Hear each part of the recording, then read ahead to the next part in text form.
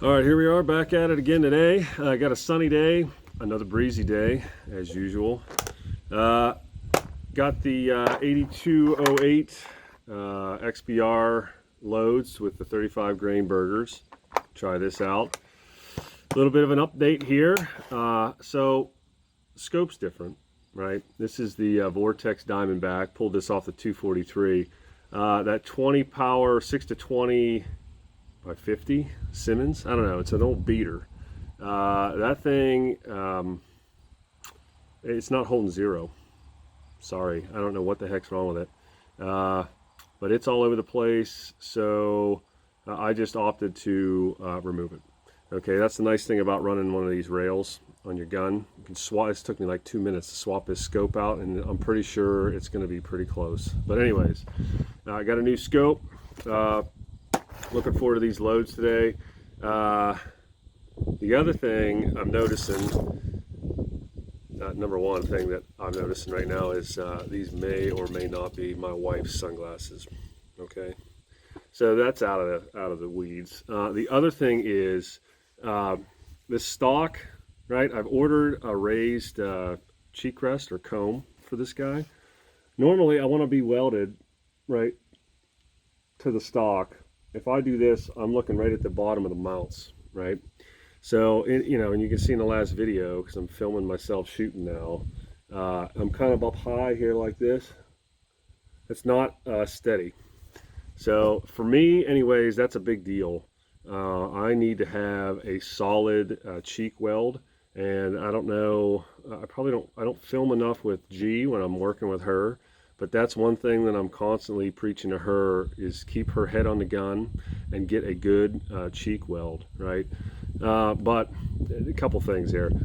I have ordered a riser for this guy, so that'll be probably, hopefully, the mail is awful in Pennsylvania, but hopefully I get that soon, get this thing installed.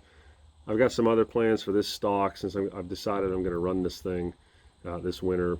And once I get this load development, I'm going to have a video where I kind of review some hardware. So anyways, enough chit chat. I'm going to go hang this target and start shooting. Thanks.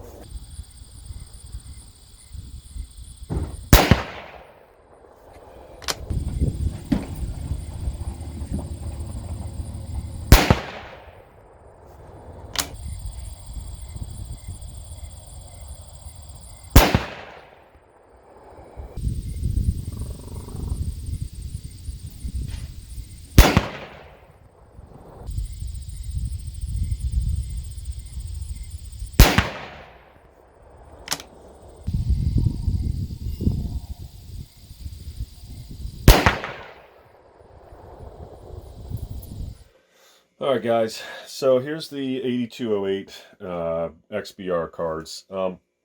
So again, just to kind of review the charges here, this is 26.5 grains, 27, 27.5, 28, and then 28.3, which is the listed max. And again, this is a 35 grain flat base hollow point Berger. All right, so let's just review kind of the group sizes here.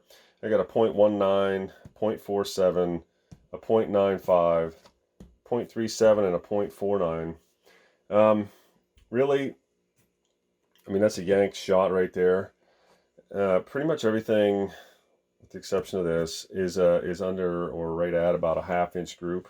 But the thing that I really liked about this 8208 stuff is all the groups showed up in the same spot, right? They're all kind of right across here, right? All the same level.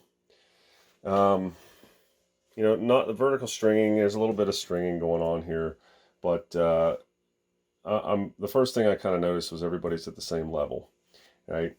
And the other thing is, and we'll talk about this with these velocities. So let's just review the velocities really quick. So we got a 36.95 and a 40 for the spread, 38.27 and a 53, 39.32 and a 66, 4,012 and a 54, and then basically a 4,100 and a 47.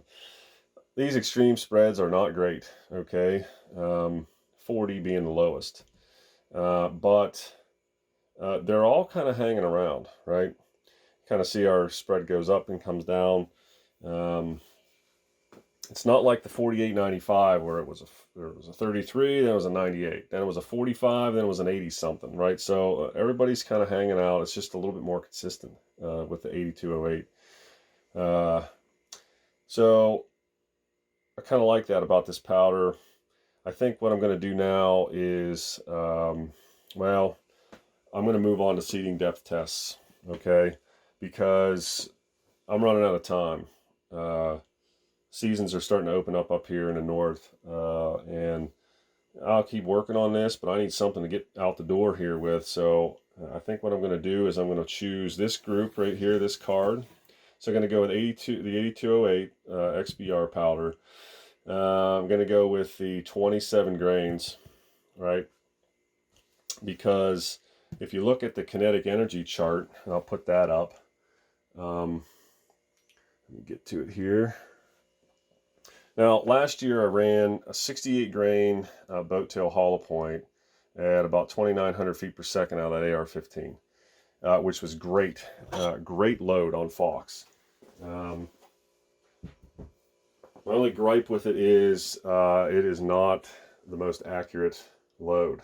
Okay, it got worse and worse and worse with that gun, which I've kind of punted on that thing for now, but the accuracy is not there.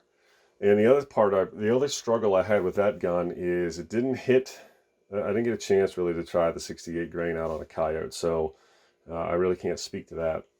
But the 55 grain VMAX is not enough. Right. For the green curve here and our black curve, right? The green curve being 3,800 feet per second is about the same. Now it loses kinetic energy really fast when compared to that 68 grainer, but I'm still going to start there because the majority of shots on Foxes are between 100 and 150 yards. So I'm trying to not destroy the pelts on a Fox.